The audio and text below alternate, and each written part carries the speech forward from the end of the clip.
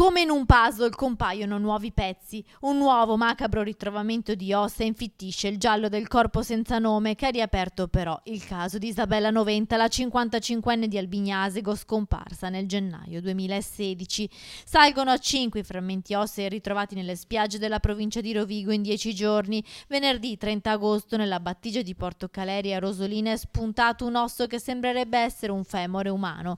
Prima di quest'ultimo pezzo, fra il 20 e il 29 agosto, nella spiaggia libera della lussuosa isola di Albarella sono stati registrati 4 ritrovamenti: una mandibola con 2 denti, un frammento di 12 cm che sembrerebbe una parte di bacino, un pezzo di costola di 17 cm e un frammento irregolare di circa 10 cm, senza contare poi alcune schegge ossee raccolte da una donna di Asolo ad Isola Verde e portate ai carabinieri.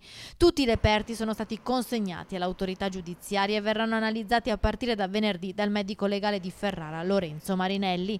La procura di Padova ha chiesto a quella di Rovigo di verificare se ci sia corrispondenza con il DNA di Isabella Noventa qualora venisse confermato che si tratti di ossa umane.